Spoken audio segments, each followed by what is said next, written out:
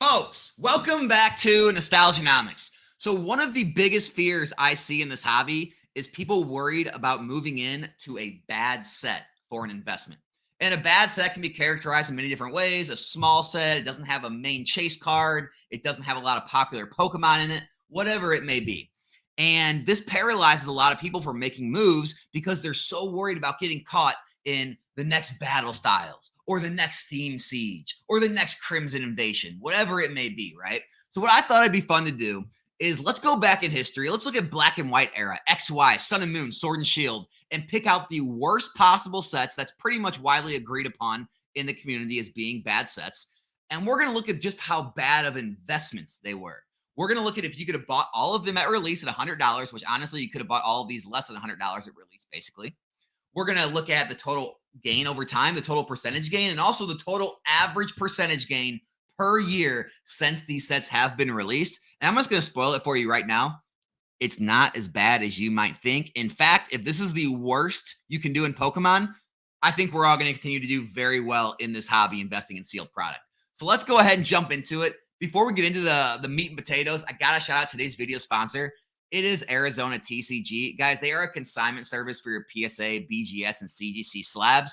If you don't want to do all the work of selling, they'll do it for you. They only charge a flat 13.5% fee for anything over $100. Anything under $100, they do tack on an extra $5 shipping fee. But let's be honest, it's about the same, if not better, than what it would cost to sell it all yourself on eBay.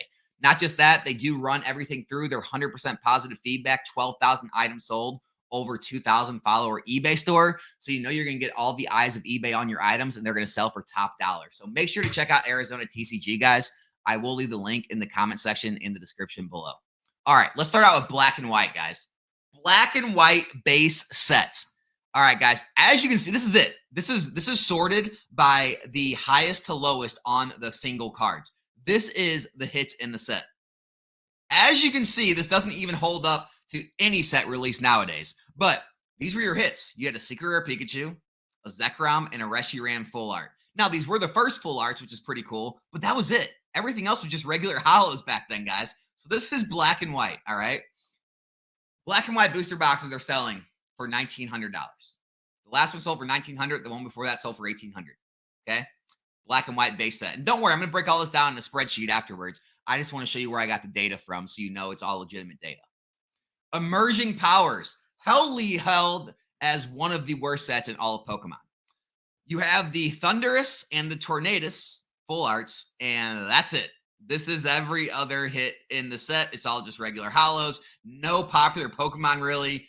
Very rough set. That's Emerging Powers. Doesn't stop it from still selling for around $2,000 a booster box. $2,000 a booster box for Emerging Powers. Confirmed sales. By the way, these are big sellers. The Wasteland Gaming, that's a legitimate box, a legitimate sale. Okay? Emerging Powers, $2,000 box. Steam Siege, right? Everyone knows the Steam Siege being the worst set in XY. Now, comparing it to Black and White era, it looks great, right? You got, Secret Rare, you got some full arts, other Secret Rares. I mean, it's actually not that bad of a set. You got the break cards when you compare it to some earlier sets, but compared to XY, this is held as one of the weaker sets. And so Steam Siege, we'll use that as one of our data points, right? Still selling for over $300. So you have a $319 box here plus shipping, a little under $300 here, a little over $300 for here. So I took like an average of all of these sales because I wanted to be fair with it. $345 at auction. And so I took this recent sale up here for $319 plus shipping. I think that's pretty good price to take. I think it's pretty fair. All right. Next up, Crimson Invasion. Now, again, comparing Crimson Invasion to Steam Siege and then comparing that to Black and White, much stronger set. But for Sun and Moon era, this was seen as the weakest set. All right. So you have the Lusamine full art, Gyarados. You have some other gold, some other rainbows. I mean, it's got a lot of great hits, right? I mean, you can go pages into Crimson Invasion and see a lot of good hits in the set when compared to earlier sets. But for Sun and Moon, this was considered the weakest set, and it's one of the lowest performers. And so when you look at the box, what it's selling at, well, you have some 250 or best offers, 191, 210 with a sticker on it. You have some damaged ones going for less, some nice ones from some top-rated companies going for more. But I think a good average on this box, I think I took about 225 or something like that, because I think that's a good price. You could probably sell it for more, but I think that's a good average for Crimson Invasion. All right. Next up, we have Forbidden Light. Forbidden Light's another, really hated set in Sun and Moon era, one of the lower performers. As you can see, like the top hits are the Rainbow Lucario, Rainbow Greninja. Then it's got like a gold energy recycler. And as you can see, it just doesn't have a lot of popular Pokemon or a lot of popular cards that people want to collect. And that's why Forbidden Light was seen as the weaker set. It is still selling. This is actually a damaged one, 370.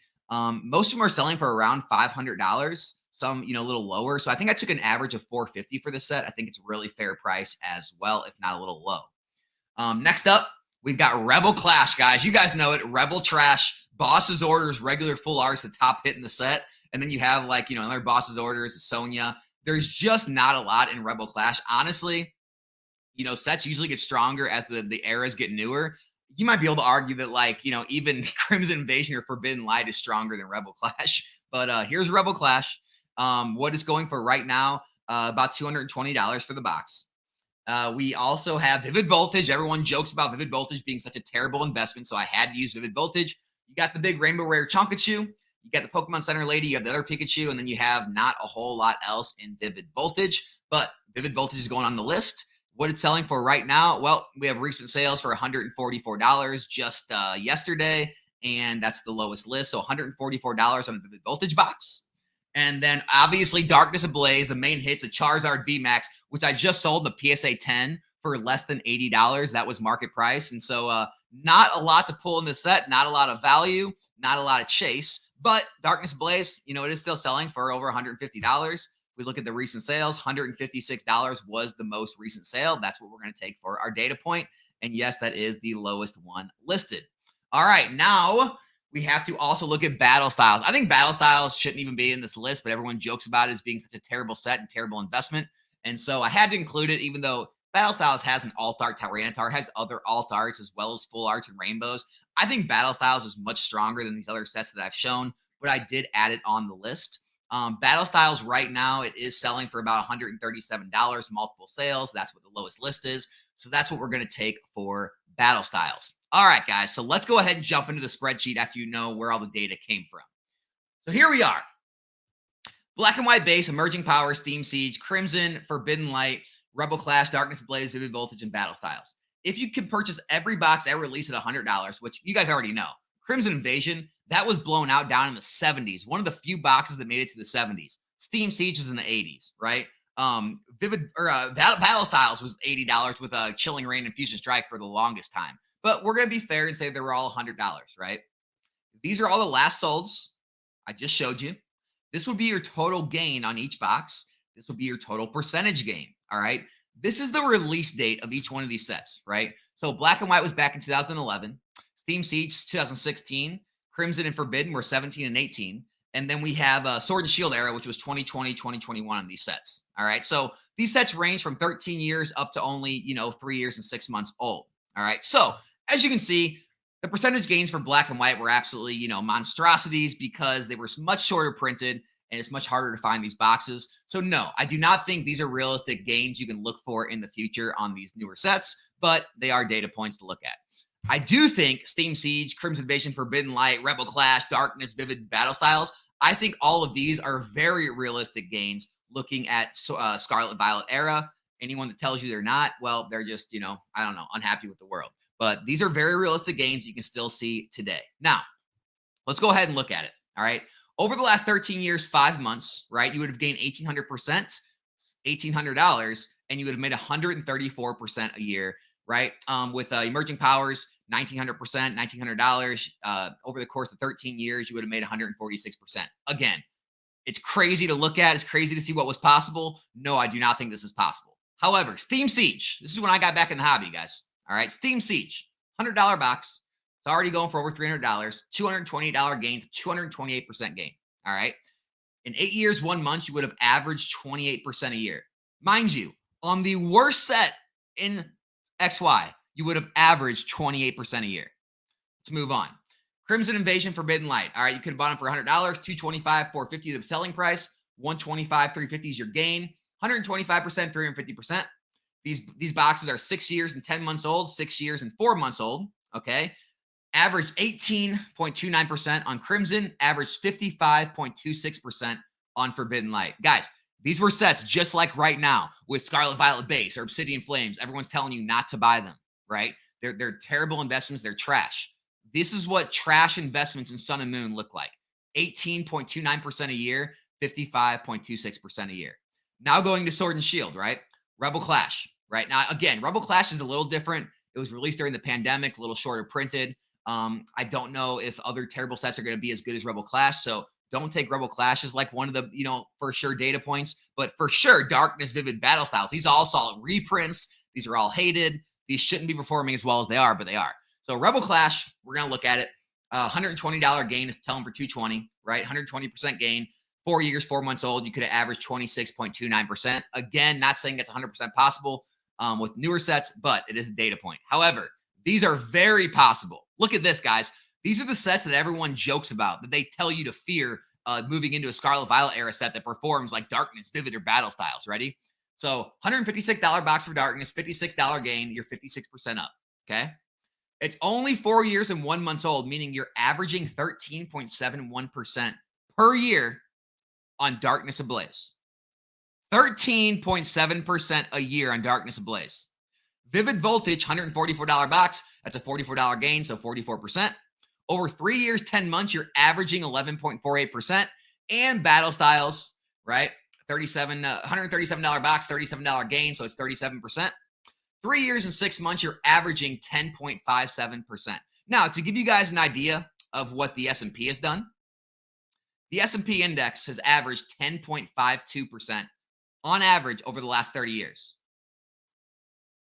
The worst box performing out of every worst set in Pokemon is averaging more than the S&P has in the last 30 years. Let that sink in, guys.